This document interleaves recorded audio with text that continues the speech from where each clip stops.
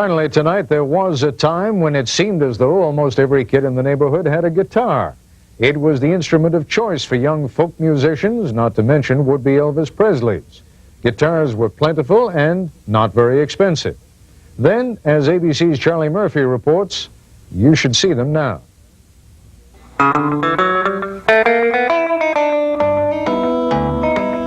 The Texas Guitar Show in Arlington is the biggest there is.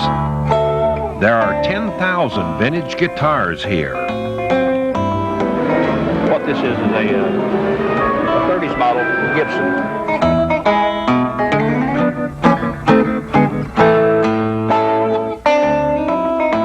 The vintage guitar, acoustic or electric, has become a delectable collectible. 4 Gibson Les Pauls go for the price of a house, $125,000. This is a '54 Fender Stratocaster. Initial price, a couple of $100. Today, $6,000. And it's been rocking and rolling for a lot of miles. This was the machine that broke the sound barrier. The Strat was a happy combination of colors, shape, and sound. An American original.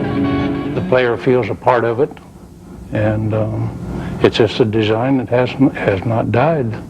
Leo Fender, who created the Strat, is now 81 and still designing guitars for his own company, G&L. Guitars, vintage or new, are one of our prestige export items. It depends on the sound. The guitar made in the United States has a soul.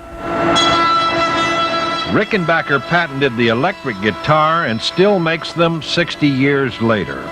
The really fine instruments, the instruments that most of the world is willing to pay the top dollar for, are indeed American instruments.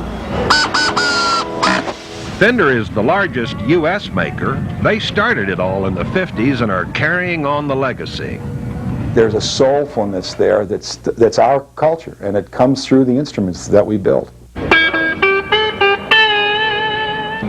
The Japanese bought up the best guitars at the Texas show, but they're not just taking guitars back to Tokyo, they're taking the blues too.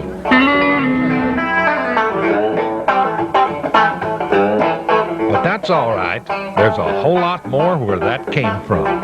Charles Murphy, ABC News, Arlington, Texas.